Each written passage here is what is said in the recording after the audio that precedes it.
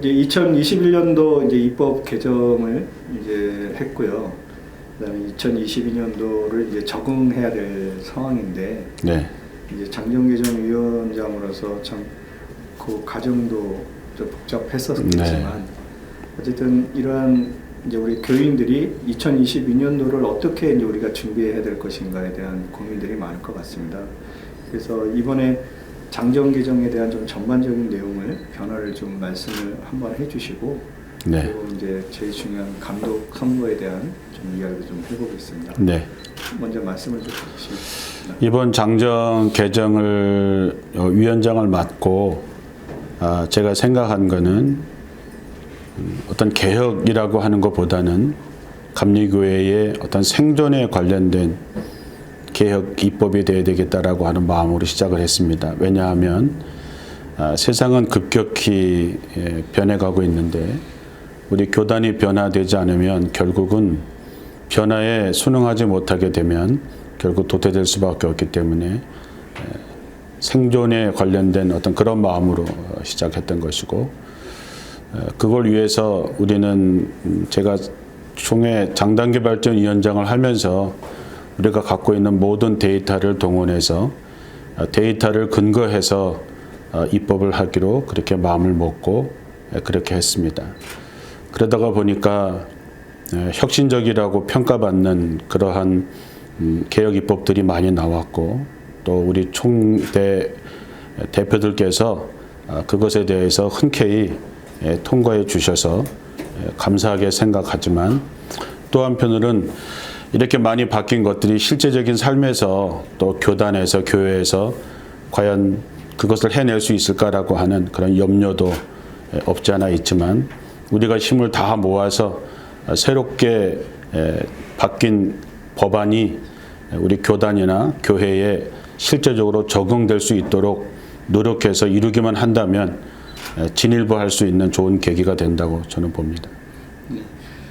좀 변화에 진짜 말씀하신 대로 너무 큰 변화들이 좀 예상치 못하게 네. 개정을 통해서 이루어졌었는데, 어떤 것들이 가장 큰 변화가 있을 거라고 예상이 되시는지요? 저는 일단 틀을 바꾼다는 차원에서 이번에 입법된 여러 가지 중요한 안건을 보면, 첫째는 연회가 새롭게 개편된다고 하는 면에서도 긍정적으로 생각을 하고, 그 다음에 목회자 수급 문제는 결국 은급 문제하고 연결되어 있기 때문에 신학교 통합이라고 하는 문제로부터 시작해서 은급의 문제까지 전체적으로 한꺼번에 다 연결되어 있다 그래서, 당장은 아니지만 한 10년 정도를 우리가 내다보고 이 문제가 잘 되면 질적인 면에서도 또 여러 가지 면에서도 퀄리티가 좋은 목회자를 양성하는 문제와 앞으로 은급 문제가 함께 연결돼서 잘 되어갈 수 있을 거라고 봅니다. 특별히 그동안 우리는 감독 선거라고 하는 것 때문에 엄청난 에너지를 많이 낭비했었는데, 이번에 새롭게 도입된 선거법에 따라서 돈을 쓰지 않고 좋은 지도자를 뽑힐 수 있는 그런 기회가 된다면 그것도 우리 감리교회 개혁에 큰 역할을 할 수 있을 거라고 보고, 이번 선거법에 이제 22년도에 감독 선거가 있는데 얼마만큼 정말 우리가 입법의 취지에 맞게 감독 선거가 깨끗하게 잘 끝날 수 있는 것도 이번 개혁 입법의 하나의 관심사라고 저는 봅니다. 이번 이제 말씀하신 것처럼 이제 감독 선거가 이제 내년에 이제 치러지게 되는데요. 올해라고 표현하겠습니다. 네. 올해 치러지게 되는데 어떤 것들이 가장 큰 변화라고 보시는지요? 말씀 좀 해주시죠. 첫째, 크게 두 가지로 볼 수 있는데, 하나는 금권 선거를 막으려고 하는 의도와 그 다음에 그 선거에 출마하신 분들이 자기 자신의 어떤 비전과 어떤 정책을 모든 선거권자에게 알릴 수 있는 길을 공식적으로 만들어주고, 또한 정일까지 선거권을 갖게 함으로써 명실상부 감리교의 어떤 전체적인 면에서 이제는 진정한 지도자가 뽑힐 수 있는 좋은 기회라고 저는 봅니다. 네.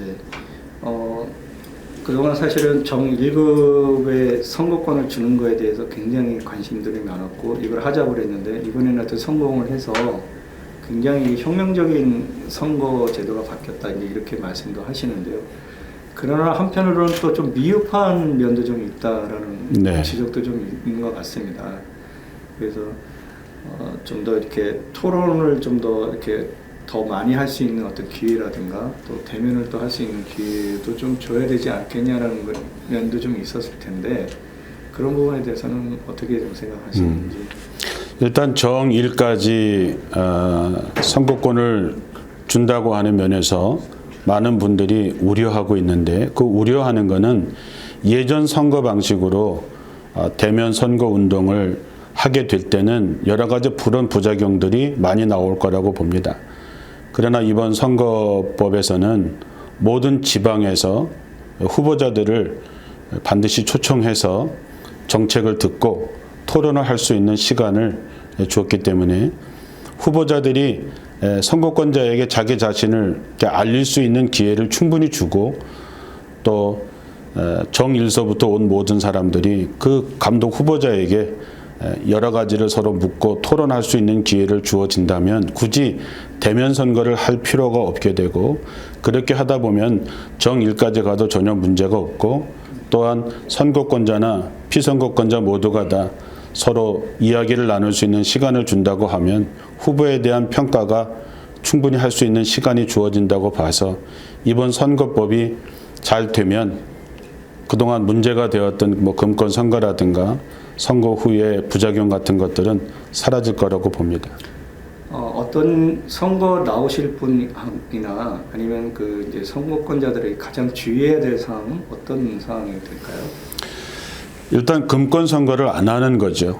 사실은 이번에 그거를 가장 포커스를 맞춘 부분이고 지금 금권 선거를 하는 이유가 공식적으로 후보자가 자기를 알릴 수 있는 기회가 그동안은 없었기 때문에 결국은 대면에서 선거 운동을 할 수밖에 없고 대면에서 사람들을 만나다 보면 식사도 해야 되고 또 선물도 줘야 되고 이런 여러 가지 문제가 많이 있었는데 이번에는 지방에서 그런 장을 마련해 주고 대신에 대면 선거 운동이나 금권 선거를 하게 됐을 경우에는 엄격하게 불이익을 갈 수 있도록 만들었기 때문에 이번 선거법만 잘 지켜낸다면 저는 좋은 결과가 있을 거라고 보고 그래서 제 자신도 이번 선거에 대해서 기대를 가지고 또 우려를 가지고 지켜보고 있습니다. 대면은 절대 안 되는 겁니까? 그냥 일상적으로 오고 가면서 사람들이 서로 만나게 되고 하는 거야 뭐 어떻게 막을 수는 없겠죠. 그러나 이제 어떤 그룹이 만난다든가 그다음에 어떤 금권 선거에 대한 부분들이 이제 과정 중에서 나오게 되면 그 후보에 대해서는 철저하게 책임을 묻게 되기 때문에 아마 이제는 쉽게 그렇게 하기는 어려울 거라고 봅니다. 이번에 또 한 것 중에 예비 등록제라는 것도 있는데요. 그거에 대해 좀 설명을 조금 해주시면 좋겠습니다. 그동안은 선거에 거의 뭐 임박해서 후보 등록을 하게 되고 후보 등록한 사람에 대해서 우리가 제대로 평가할 수 없이 뭐 된다 안 된다를 가지고 막 다투는 그런 장면들이 사실 많이 있었습니다. 그래서 예비 후보 등록이라고 하는 것은 사회 선거처럼 예비 후보 등록을 하고 한 달 동안 그 사람에 대해서 문제가 없는지 그러니까 선거권에 문제가 없는지 그걸 철저하게 검증도 하고 또 제보도 받고 해서 검증을 한 다음에 그 다음에 5개월 정도 남았을 때 후보 등록을 하고 그 다음에 기호를 하고 공식적인 선거 운동을 할 수 있도록 그렇게 만든 것이기 때문에 이제는 후보의 어떤 자격의 결격의 문제에 대해서는 한 달 동안 충분히 검증할 수 있다고 봐서 그렇게 간 것입니다. 예비 후보 등록 후에는 선거 운동이 되는 겁니까? 안 되는 겁니까? 사회법에 따르면 예비 후보 등록을 하면 기본적인 이제 뭐 운동은 이제 시작될 수 있겠죠. 그럼 우리 감리교에서는 어떻게 될 수 있습니까? 저도 예비 후보 등록을 하면 일단 그 명단이 나오게 되면 선거 운동이 시작됐다고 사실은 봅니다. 아, 그럼 선거 운동을 해도 불법적인 건 아닐 거라. 그런 것에서 보면 일단 사회법처럼 뭐 자기 명함을 정도나 뭐 이런 가벼운 정도는 네. 뭐 일상적인 거는 되겠죠. 이제 공유교회에 대한 이제 처음으로 이제 이 장정 개정을 통해서 허용이 된 건데요. 원래 그 전에도 좀 있긴 했었지만 이제 법적으로 이제 허용이 된 건 이번이 처음인데, 공유교회에 대한 좋은 의견도 있지만 또 부정적인 의견도 있는 것 같습니다. 예를 들어서 그 세습을 하는 또 하나의 또 방편이 될 수 있다는 얘기도 있는데요. 네. 우리 장애인의 입장에서는 어떤 생각을 하고 계셨는지 좀 듣고 싶습니다. 네.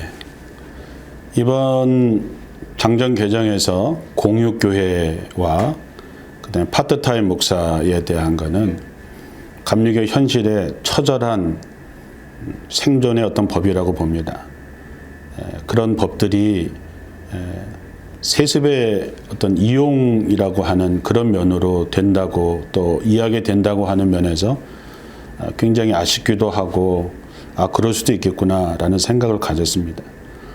그래서 공유교회의 시행세칙을 우리가 만들어서 이제 감독회장님한테 보고를 했는데 어떤 세습의 문제나 어떤 이런 면은 절대 될 수 없도록 그렇게 했고, 그다음에 공유교회는 그 지방 또는 인근 지방에 한계했고, 그다음에 친인척은 배제하게로 돼 있고, 그다음에 기간을 3년 따라서 한 번 더, 그래서 여러 가지 시행세칙을 잘 만들어서 공유교회는 코로나 상황에서 임대료를 내기가 어려운 목회자들에게 한 건물에 뭐 서너 개 교회가 서로 공유하면서 어떤 생존할 수 있도록, 그리고 때가 되면 다시 독립해서 나갈 수 있도록 그렇게 만든 거기 때문에 공유교회가 세습을 할 수 있는 여지로 막 가지는 못할 거라고 생각합니다. 그런 발상을 했다고 할 때 마음이 슬프기도 하고 또 그럴 수도 있구나라는 생각에 저희들도 시행세칙을 잘 만들어서 감독회장님한테 보고한 상태가 되어 있습니다. 시행세칙은 언제 발표되는 겁니까? 아마 그거는 감독회의에서 아마 얘기가 되고, 그 다음에 각 연회의 어떤 기본적인 원칙은 똑같이 일단 기본 골격은 가고 나머지 부분에서는 연회 형편에 맞도록 아마 그렇게 하게 되어 있을 것입니다. 그러니까 연회별로도 조금 약간 달라질 수도 있다. 아마 상황에 따라서 조금씩 달라질 수 있는 여지는 있지만 기본 큰 틀은 결국 세습이나 이런 면에서 절대 허용하지 않는 시행세칙을 만들어서 감독회장님한테 보고한 상태에 있습니다.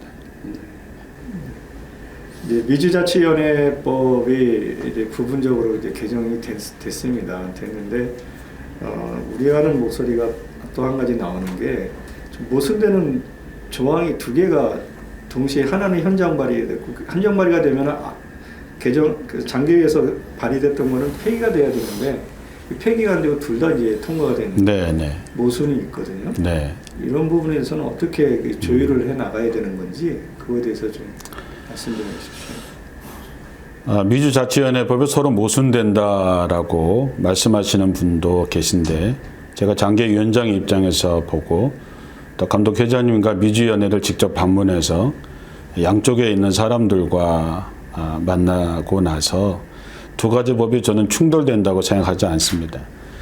그 법의 가장 키포인트는 장정에 위배되지 않는 것입니다. 그거는 이쪽 법안이나 이쪽 법안이나 똑같이 되어 있습니다.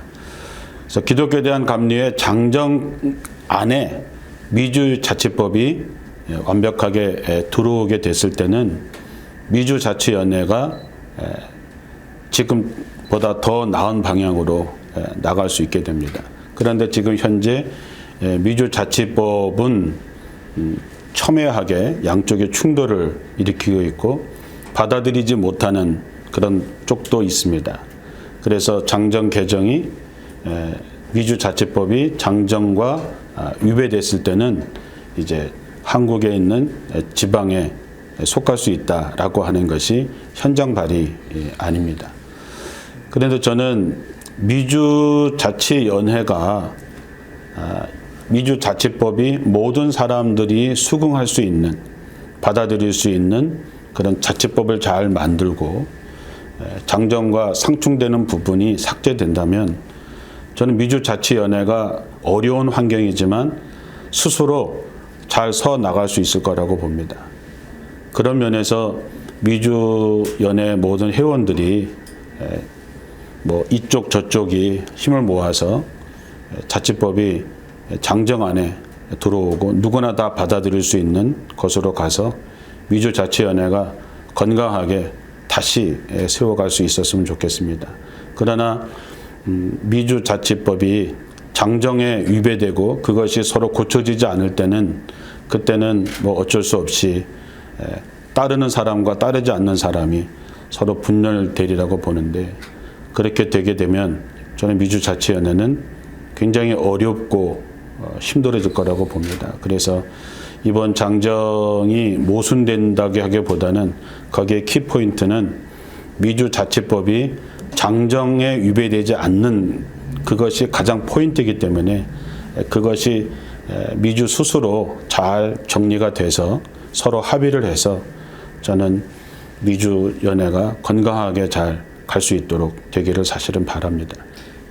이번에 이제 미국 갔다 오셨잖아요. 네. 갔다 오시니까 말씀하신 대로 합의되기를 원하신다고 하셨지만 합의될 분위기였는지, 그리고 또 한 가지는 일부는 그냥 법에서는 이제 한국에 있는 연회에 들어오겠다라고 이제 요청할 수가 있게 돼 있잖아요. 각 개교회이든 뭐 이렇게 그룹 단위든 그런 경영이 어떻게 갈 것 같습니까? 분위기를 가보니까.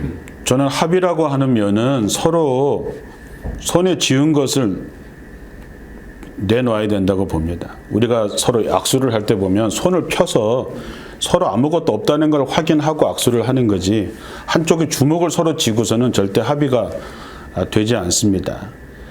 그래서 우리가 보통 흔히 얘기하는 것처럼 기득권을 가진 사람과 그렇지 못한 사람들의 갈등은 서로를 내려놓고 정말 미주자치연회를 위해서 우리가 과연 무엇을 해야 될 것인가부터 시작을 해야 된다고 봅니다.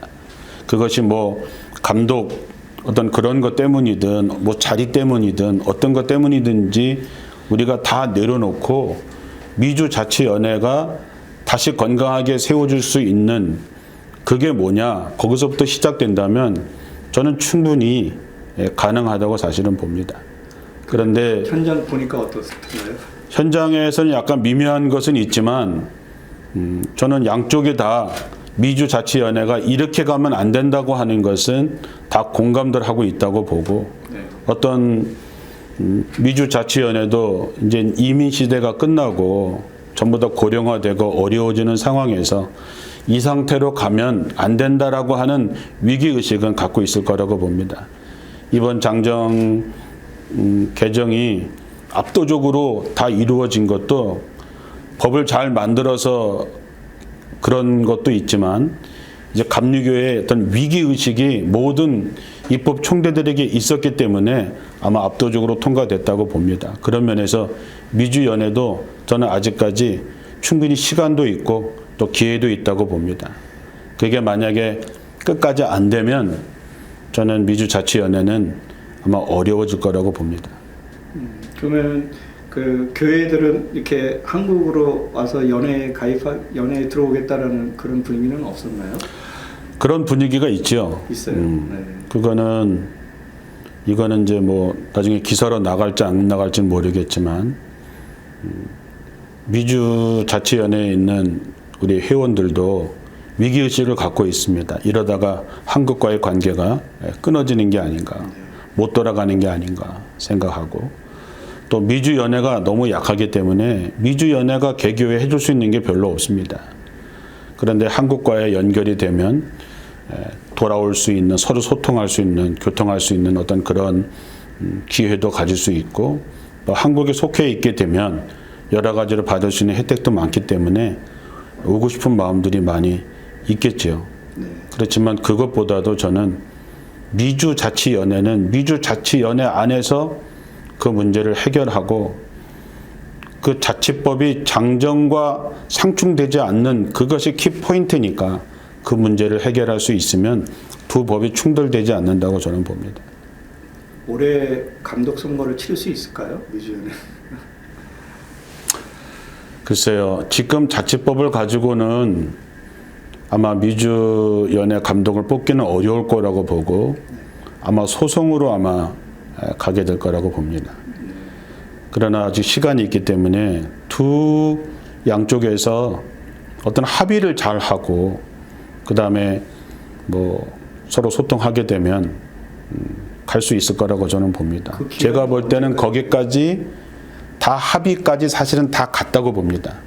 갔다고 봤는데 마지막에 어쨌든 그게 틀어졌는데 그 부분을 굉장히 사실 아쉽게 생각하고 우리 장정개정위원회에서 마지막까지 시간을 주고 그래서 양쪽의 합의문까지 다 한 걸로 알고 있는데 마지막에 한두 개 때문에 이것이 다시 원위치 됐다고 하는 면에서는 굉장히 아쉽게 생각합니다. 그 감독 선거를 치려면 그 법이 언제까지 만들어져야 됩니까? 이미 만들어졌어야죠. 아직 그러면 이미 늦은 건가요? 지금 미주자치법에는 감독을 뽑을 수 있는 그런 근거가 사실은 별로 없고 그럼 올해는 감독 그걸 뽑아야 되겠죠. 아니, 그 법이 안 되는 거 아니에요? 예, 그건 미주연회에서 어떤 합의를 통해서 제 생각은 해야 된다고 봅니다. 법으로 아니고 네. 합의에 의해서. 우리가 소송을 하고 하는 거는 뭔가가 문제가 있기 때문에 그것이 법적인 문제든 뭐 금권 선거든 뭐 어떤 불합리한 것이 있기 때문에 소송으로 가는 건데 그런 불합리한 부분들에 대해서 미주자치연회가 스스로 고치고 만들면 그래서 양쪽이 그 문제에 대해서 받아들여지면 저는 감독 선거가 충분히 할 수 있다고 봅니다. 네. 그러니까 어쨌든 2022년도는 아슬아슬하네요. 네, 미주연회가 지금 마지막 줄타기를 하고 있는데 네. 줄타기를 무사히 잘 마무리하고 저는 미주자치연회가 건강하게 다시 일어설 수 있는 계기가 꼭 되기를 정말 간절히 바라고 있습니다. 네. 알겠습니다. 미주자치연회는 여기까지 하겠습니다. 네. 이제 우리 장재위원장님으로서 이제 가장 곤란한 질문일 수도 있을 것 같은데요. 법은 만들어졌는데 법을 안 지키면은 어떻게 될 건가 이런 이제 좀 궁금증이 하나 생겨서 네. 우리 협성 쪽에다가 이제 저희가 이사를 저희가 이제 이렇게 교단 측에서 부여할 수 있게 돼 있었잖아요. 네. 만들었잖아요. 근데 협성 측에서 만약 이걸 받아들이지 않는 경우라면 어떤 일이 벌어지고 어떻게 전개가 되는 건지 이게 좀 궁금해집니다. 네. 법이라고 하는 것은 지키라고 있는 것입니다. 그래서 그것이 마음에 들든 안 들든 저는 감리회 소속이라면 감리교회의 법을 지켜야 된다고 봅니다. 3.1학원 문제는 예전부터 이런 갈등 구조가 계속해서 됐습니다. 그 문제는 누가 주인이냐라고 하는 것의 문제라고 봅니다. 3.1학원 측에서는 3.1학원은 우리 거다라고 주장하고 있고 협성은 그 일부분에 불과한데 그 협성이 3.1학원을 좌지우지하게 해서는 안 된다라고 하는 것으로 논리를 가져가고 있고 또 우리 감리회 입장에서는 협성은 감리회에서 세운 것이기 때문에 다른 학교처럼 이사를 그렇게 받아야 된다라고 하고 있습니다. 저는 이번 현장 발의를 통해서 법이 통과됐습니다. 그러면 3.1학원 쪽에서는 그것을 저는 받아야 된다고 봅니다. 만약에 3.1학원 쪽에서 이 문제에 대해서 확실하게 정리하고 싶다면 저는 뭐 사회법으로 가든 어디 가든지 간에 이 문제에 대해서 확실하게 정리를 하고 가는 게 좋을 것 같습니다. 요청이 왔고 또 우리 입법에서 통과됐기 때문에 통과됐으면 3.1학원에서 저는 그거를 지켜야 감리회라고 봅니다. 근데 그걸 만약에 하지 않을 경우에는 자기들 방식으로 이 문제를 정리하는 게 좋을 거라고 봅니다. 저희가 강제로 이사를 파견을 했는데 파송을 했는데 만약 안 받아들이게 되면은 소송도 안 하게 되면 어떻게 되는 겁니까? 그러면 거기에 대해서 만약에 우리가 파송한 이사를 받지 않는다면 그러면 감리회에 어떤 모양이든지 간에 제재를 받아야 된다고 봅니다. 그런데 과연 제재할 수 있는 마땅한 어떤 방법이 있을까라고 하는 면에서는 그건 제 소관이 아니지만 감리회 소속이 감리회 법을 따르지 않는다면 거기에 맞는 제재를 받아야 된다고 저는 봅니다.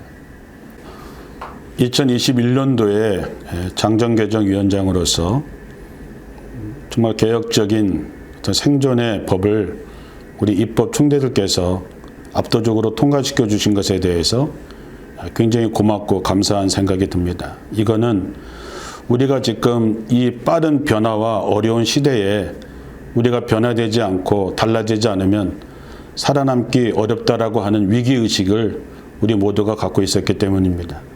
이제 이 바뀐 법을 가지고 2022년도서부터는 하나씩 그걸 해 나가야 되는데 그러기 위해서는 우리가 다 내려놓고 제로 베이스에서 다시 시작해야 된다고 봅니다. 개인적으로 아쉬운 면도 있고 또 섭섭한 일도 있고 내놔야 될 그런 일도 있지만 기독교에 대한 감리회를 위해서 우리 감리회 모든 성도님들 또 모든 목회자들 장로님들이 이 개혁 입법되어져 있는 입법안 하나하나가 성실하게 잘 수행이 되어서 이번 감독 선거부터 신학교 통합 문제, 그 다음에 연애 개편 문제, 또 여러 가지 많은 문제들을 하나씩 해 나갈 수만 있다면 이번 이철 감독회장님 임기 2024년까지 이것을 잘 마무리할 수 있다면 우리가 새로 함께 도약할 수 있는 좋은 기회가 될 거라고 봅니다. 그런 면에서 2022년은 너무나도 중요한 해인데 그 어느 때보다 우리 모두가 다 기도하면서 마음을 모으면서 지혜를 모아서 하나씩 잘 해결해 나가서 우리 후손들에게 자랑스러운 감리회를 다시 물려줄 수 있는 한 해가 됐으면 좋겠습니다. 대단히 감사합니다.